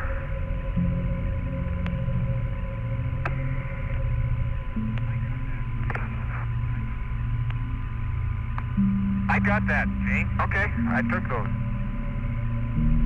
I took that stereo. Okay, and if I could remind you guys, you got to stand up here before you leave the high uphill area here. There's no point climbing up here twice, remember? Yes, sir, Bob. How much time we got here now? Stand by.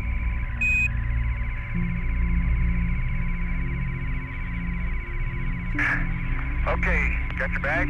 Okay, we got 12 or 13 minutes left of the station, unless you take that extra 10 minutes that we were offering you.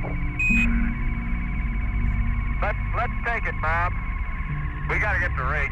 Let's take it. We'll need it. Let me try again. Okay. That's the Earth in the picture. Get by any chance? Yeah, I got under an east-west overhang about 20 centimeters, way back. By the way, it goes even farther, but that's about as far as I can reach back to the sample. This is an object, let me. Okay, I copy that. That's in back 500. At 17, if you want to just take a minute, you might look up in the sky and notice that our camera is taking a beautiful picture of Mother Earth. Isn't that pretty over there? Can you see the massif too? We're coming down to look at the massif. Got a beautiful picture of the Pacific there. Ed finally found it. Now we see the massif.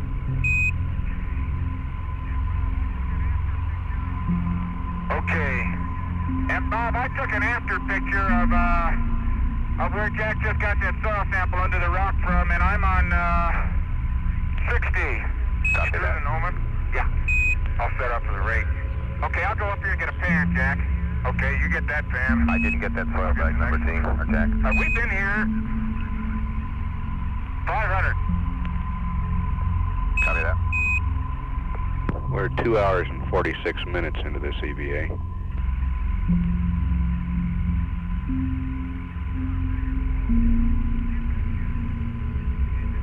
We're on a pretty good slope, you know.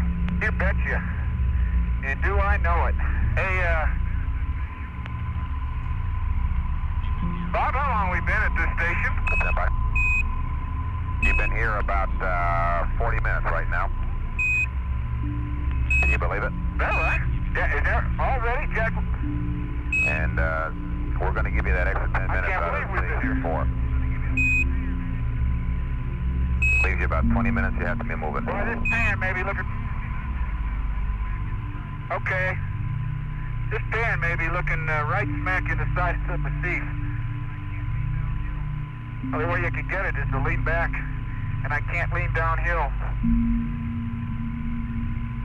Jack Schmidt taking a rake sample. Hey, watch out for that crater behind you there, Gino. I'm standing in the crater so I can get level. Yeah, we see I have that. some good pictures on Anson anyway, and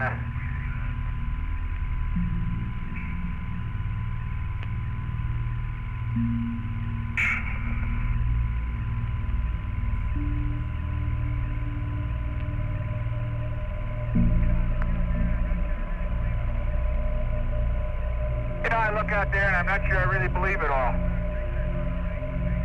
Bob, my downsun pictures on the rake were taken at F8. I'm sorry. Okay, copy that, though. We'll take it into account. This isn't an easy.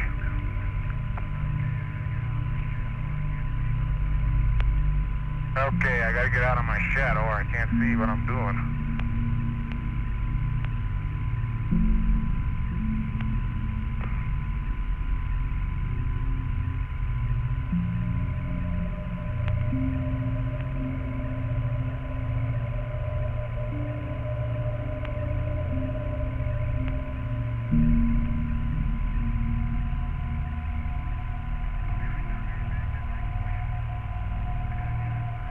I'll be right down there to bag that rake for you. I gotta get it first. Man, I tell you, can you come downhill in a hurry? Going uphill is a nice job. Bob, I'd say we can meet our walkback constraints if anyone's interested. Okay, I expect it's all downhill from here. Well, no sir, not exactly. You guys see the limb, or you That's guys why I like to said see the we gotta limb? walk back and straight. Oh no, limb is over about 3 rises in the scarp before we can even see it. Okay, I thought that might have You're happened. looking now. I'm not even at a level of the last hill we came over. Okay. I don't know if you looked up that way. Roger, we had a feeling for that. I was just checking.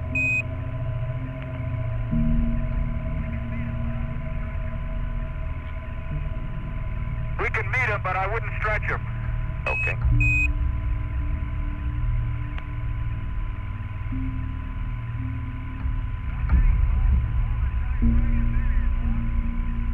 Not many small walnut-sized fragments in here, Bob. Gotten about 7 or 8. Okay, I copy that.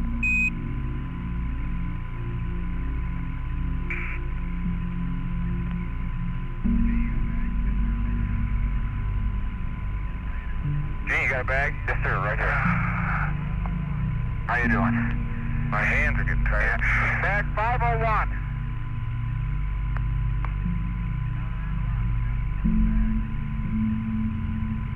No, there aren't a lot, but that'll fill up a bag. This kilogram a sample site, too? I'll have to look. I think so. I think they all are, aren't they? Practically. And this is one that we'd like to get the kilogram of soil from, Jack. Okay. I'll use my scoop for that. Bag 501. Copy that, Gene.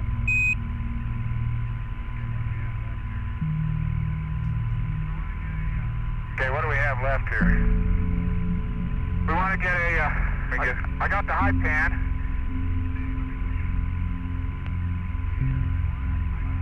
See, let me look. They wanted, I don't know how we used up all the time, but we did. Okay, my pans, by the way, I got extensive vertical coverage down in Anson, Bob.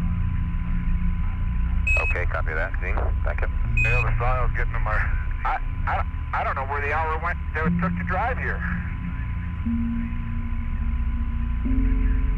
Maybe time's different in space.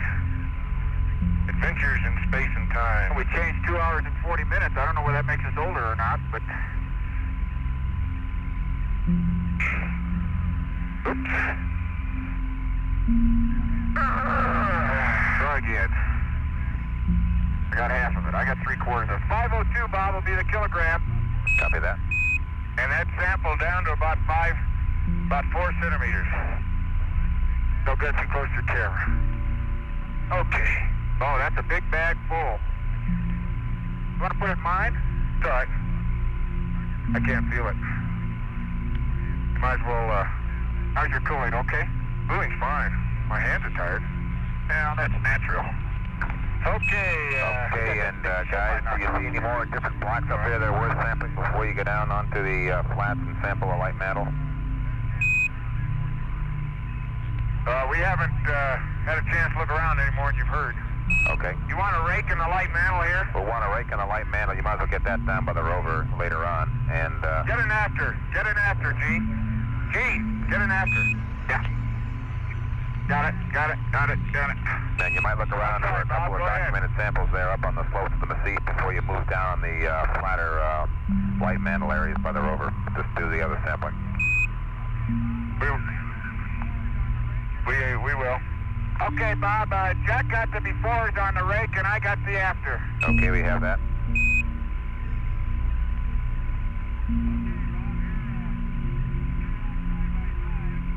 Okay, Bob, here, two rocks side by side, meter or two in diameter, and one is the an orthositic gabbro, if I can use the term, and the other is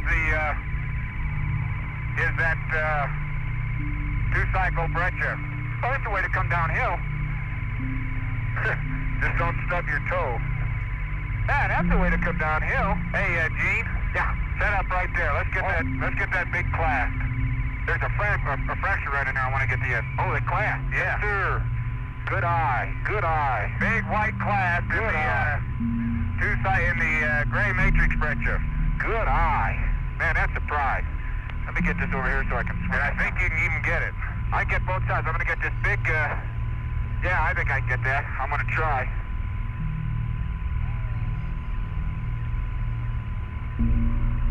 Oh. I can't believe the trouble I have with f-stops. Okay. Now I want to try and take this piece off first. Pretty hard, isn't it? That boulder's gonna roll. Man, that is hard. There's the same class over there.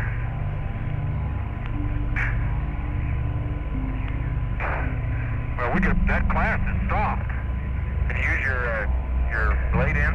Now, let me get that little piece anyway to start with. Got it. There's two more pieces. Okay. Before we cover them up, let's get them. I gotta get a sample of that mother rock.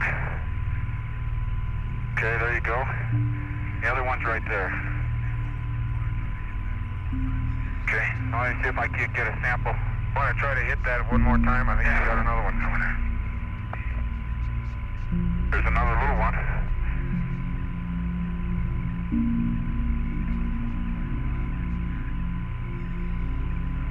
That looks almost like a rhyolite from here. I don't believe it, though. No, that's not. I think that's it. Got a bag?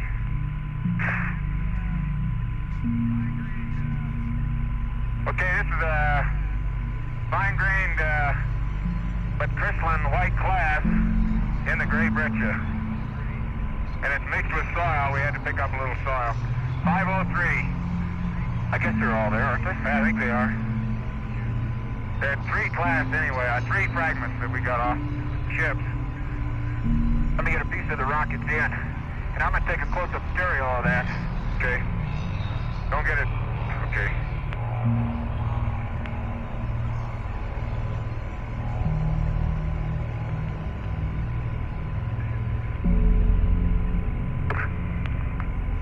See it? Yeah.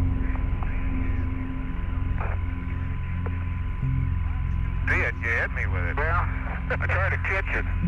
Bob, you still there? Roger's still there, listening with great delight. Look at the size of the piece that came off there, though, Jack. I got another piece of it up here. You know, I'd roll that downhill. Okay, the host rock for that inclusion of light material will be in bag,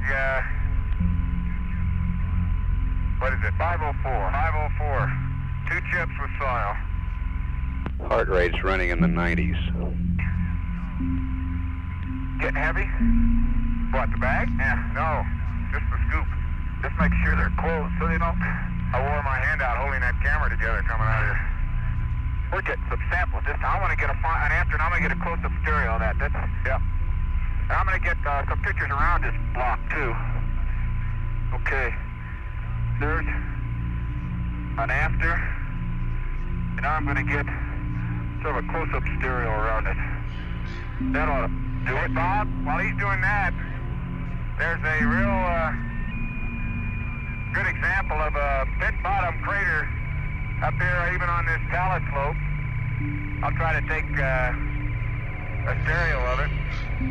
Okay, Jack, that sounds great. I guess there's always a problem getting the in-place glass if you think that's appropriate at this point. Word along those lines, though, is we'd like to have you the rover moving in 11 minutes, so it's probably not appropriate at this time on that. Okay, there isn't any glass in this. This crater, you can see it with your TV. It's just bigger. It's bigger than the average crater.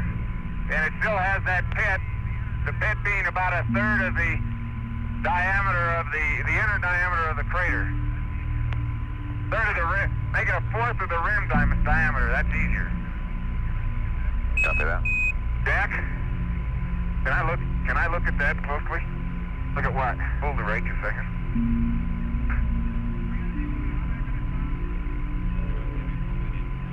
We got to be moving how many minutes, Bob? We'd like to have you move in 10 minutes, which means allow about the usual 3 or 4 or 5 minutes to close out before that time. Okay, we'll get hustling. Okay, Bob, that light-colored inclusion we sampled looks like a strange. Gotcha. It's the old boulder rolling trick. How about getting a soil sample under there? Don't hit the rover. Get that sample under there, Jack. Under that rock. Okay. Got a bag? Got a bag. The soil from right underneath the rock.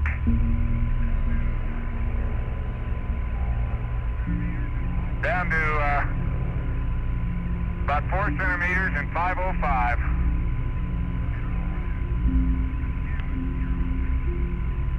And I'll try to skim it here a little too. Get the upper centimeter. Bob, this big white class, I'm not sure there aren't some smaller ones than some of those other big boulders. That's just an intuitive guess. Oh, there are. But we never saw any as obviously big and gross as this one. In fact, this particular boulder I photographed, I had 3 of them other than the one we sampled. And that's 505 and 506 in that order. Okay, we copy that. On the and by now, probably the best thing for you guys to do next is to come back to the rover and pick up the rake sample. Go ahead, Jack.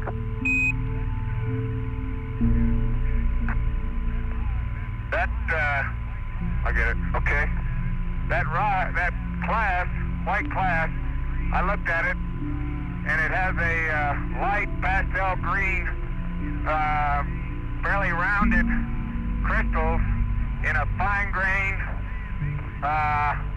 white to light pinkish tan matrix. And you can figure that one out. Looks like olivine in something. Roger on that. Sounds like a rainbow. It might be a... No, it's not those. The colors aren't that distinct, Bob. I'm just giving you shades. Okay, Roger. Hey, Bob, have you panned down in an Anson and seen this rock that's all 30 or 40 meters from us? It gives you an idea of the kind of upslope silting you have on some of those boulders. Okay, we'll pan to your right. We'll send that over there to look at it. Yeah, I'll help them. I don't think you got enough time. Okay, we'd like you guys to get going on the rake sample, light mantle on the rake there. Okay. I'm gonna have to move out here a ways, you know. Okay.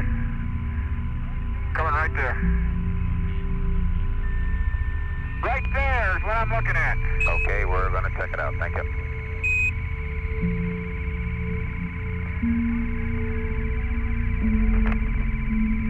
And there's no sense trying to get 500s up. Well, We'll see what happens. Okay, as also we're running out, there's no time to get 500 either, unfortunately. We're planning on Station 4, which will be a better perspective distance anyway. Yeah, I was going to say there's no sense in trying to get them up to Massif. I don't think you'll see anything up there. Okay. Gene, you getting your pan? Yeah, I said, where do you want it? Well, right in there where there's some fragments. You get the, I'll get the before and the locator. Okay, and then I'll get the down.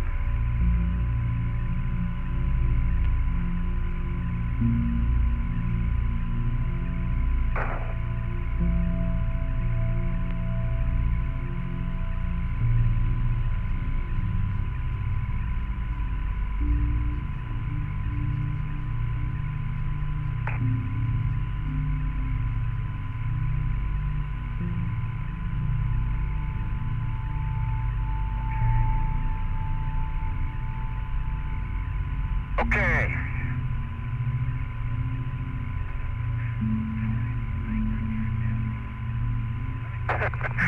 Sorry, big picture. Yep.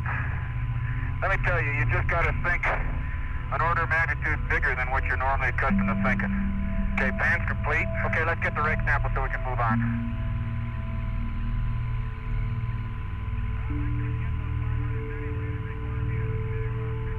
Bob, I couldn't get those 500s anyway. It'd require me to pitch up too far, and there's no way I could do it.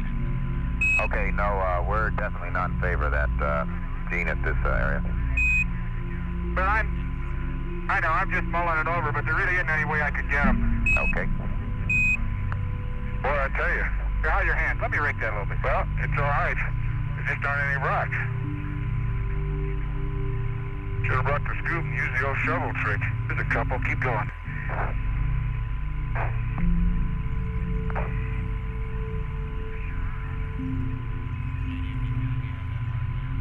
They sure aren't, are they? Okay, do you have any feeling you have that hard layer underneath there like you did yesterday when you raked the Station 1, Jack? One under the gnomon you can get. Several I thought were rock turned out to be clods. Yeah, that's what most of them are, is clods. How do you get clouds if it's never been wet? Yeah, you're not getting any. You've had 3 in there ever since the last 4 scoops. Yeah, there just aren't many. 507. Okay, copy 507. Very few. 3 rocks. Yeah, you got about 4 rocks, about 2 inches and smaller. And let me get the down, son, which I... Okay, let's just get the soil and press on. We'd like to move in within 3 minutes. 3 minutes. Okay, you got it? Yep. Okay, let me put this in your bag and we'll get this. Forget the soil. Forget the soil? I want this moving in 3 minutes. So let's go. Well? No, get the soil, guys. Get the soil. Don't have a comparison.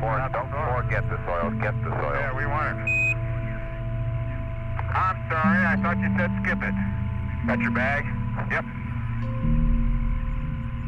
Maybe a little messy. That's all right.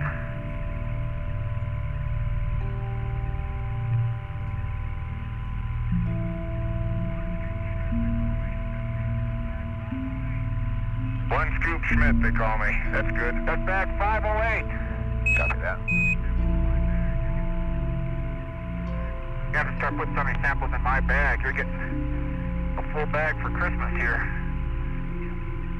It's so full we ought to change it? Yep. Let's do that after we get to the next station now. Well, okay. Well, we ought to start moving out of here. Yep, let's go. Let me get one after of the area that we messed up.